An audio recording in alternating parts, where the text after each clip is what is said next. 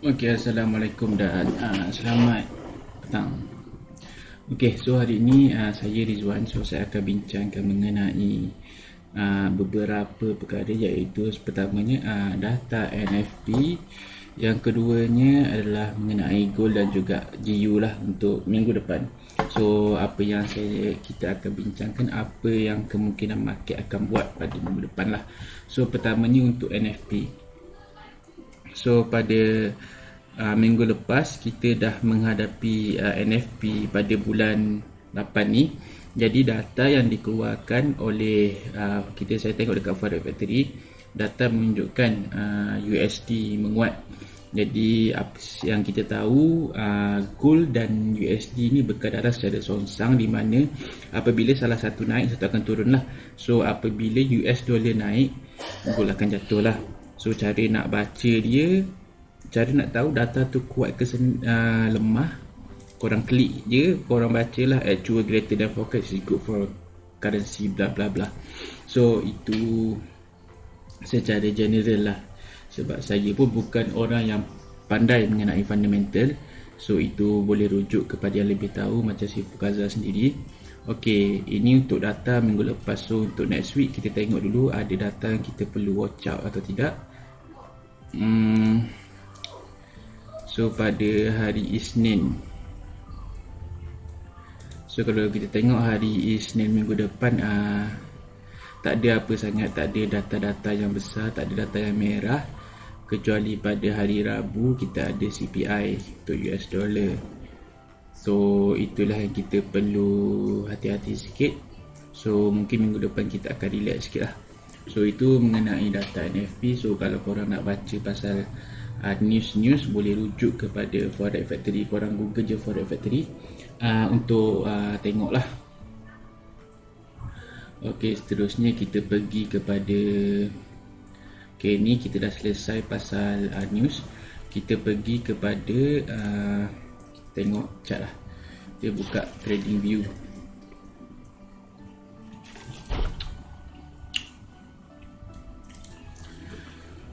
Ok kawan-kawan, ini adalah trading view yang saya gunakan untuk buat chart analisis lah. So saya akan tunjuk dulu apa yang berlaku pada minggu lepas. So pada di bulan Ogos, saya dah buat analisis untuk gold. So memang saya secara peribadinya memang saya akan fokus kepada gold sahajalah.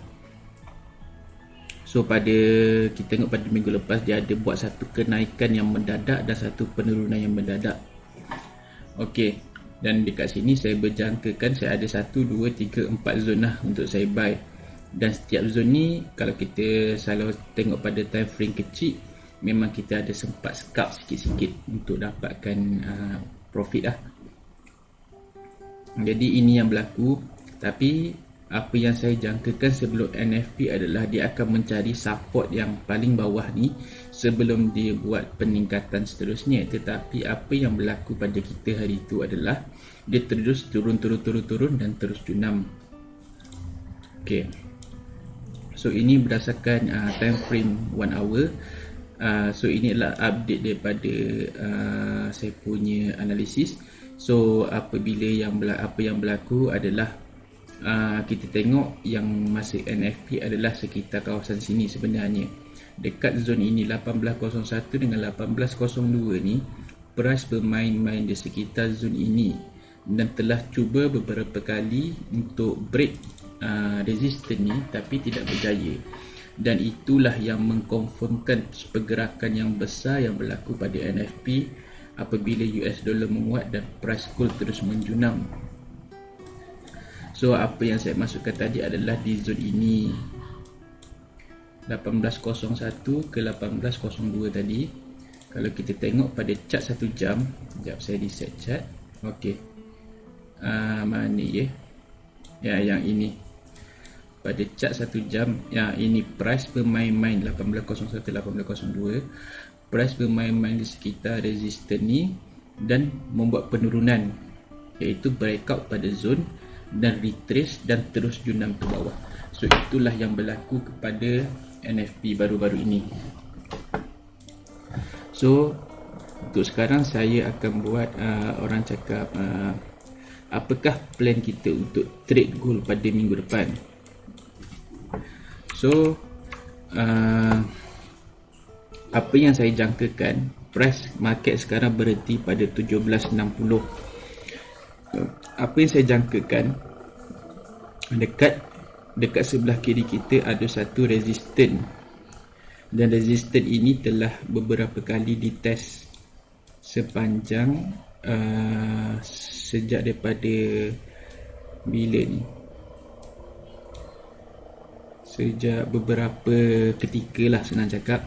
Dan ini saya yakin adalah satu resistance yang kuat. Kalau kita tengok kat sini pun, dia turun, dia retrace, turun, dia tembus, dia turun bawah, dia retrace, dia turun balik, dia test kat sini dan turun balik, dan apabila dia breakout, dia terus breakout naik ke atas lah. So saya rasa ini adalah satu zone yang valid lah untuk kita tengok.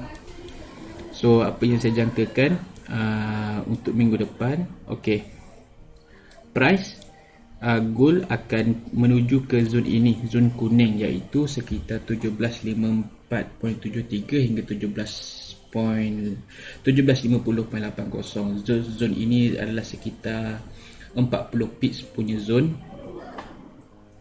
So untuk entry itu terpulang kepada anda seberapa banyak capital yang anda ada, tapi seperti yang sering diingatkan adalah untuk sentiasa manage your trade wisely lah.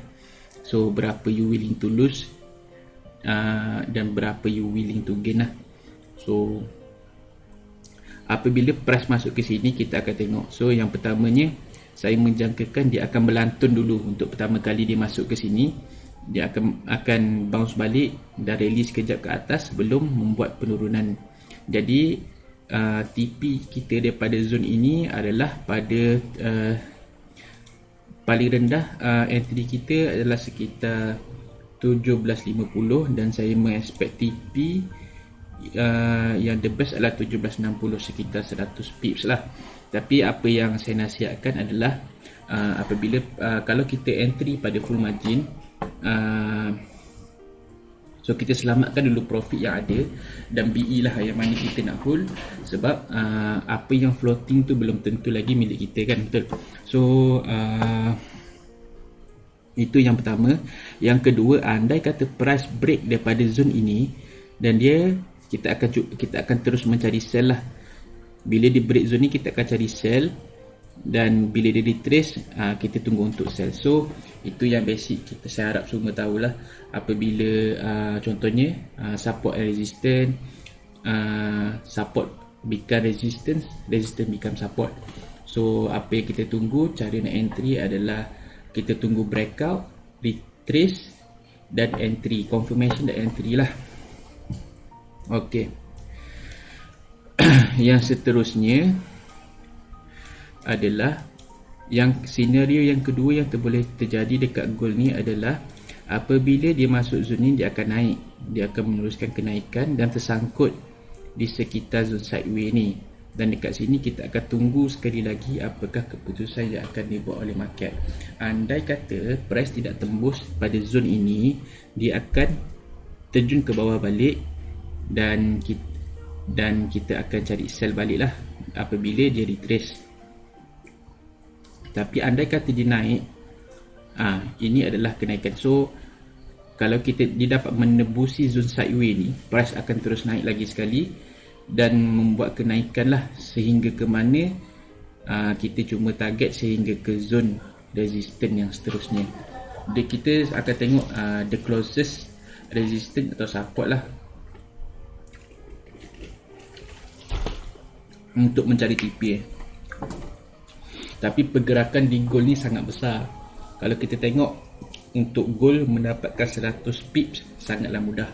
So sebab itu saya suka scalp dekat gold ni, sebab TP saya memang kecil je. Saya akan scalp dan ABC je, asal biru close. So macam itulah saya cari profit. Jadi itu untuk gold. So untuk GU, okay, current market price kita berada sekitar ini 1.38700. Jadi kita cuma akan tengok kita nak tengok price ni sama ada dia akan dia sekarang berada di sini. Jadi dia sudah break satu zone ini, dan saya akan jangkakan dia akan naik dari trace. Pergerakan pertama dia akan retrace dan turun. Tapi andai kata dia tak retrace, ditembus, kita akan mula cari buy lah dekat zone ini. So zone ini price dia adalah 1.38934 hingga ke 1.38856. Jadi ini adalah untuk pergerakan GU. Apa-apa pun ini adalah orang kata jangkaan, bukanlah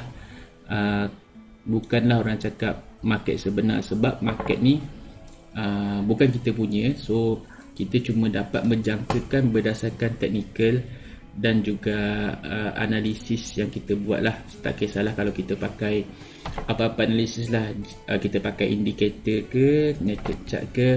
So ini berdasarkan apa yang saya faham dan apa yang saya gunakan untuk trade lah. So saya tahu dalam grup kita ni ada juga yang pakai GK, Gold Killer by Shifukaza. So kalau ikutkan teknikal GK, anda memang follow teknikal GK, so ikutlah teknikal GK.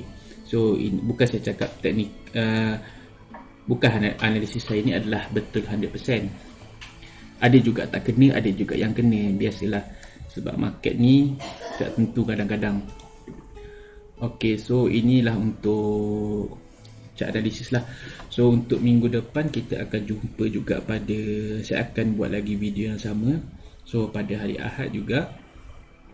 Jadi untuk sepanjang minggu ni okay, saya dan Shifukaza dan juga tim akan buat live trade kalau jadilah. So apa yang saya tengok, Shifu ada post dekat Telegram untuk buka slot kepada 10 orang. So apa-apa boleh Roger Shifukaza balik lah.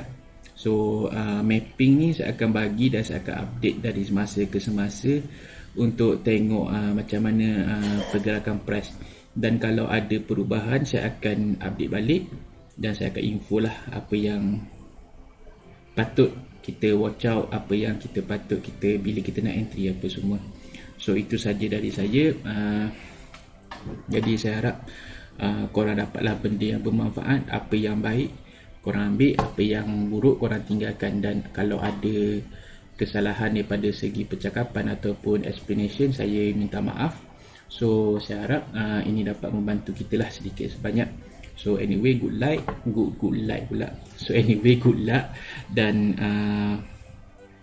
trade dengan akal, jangan emosi. Bye bye. Assalamualaikum.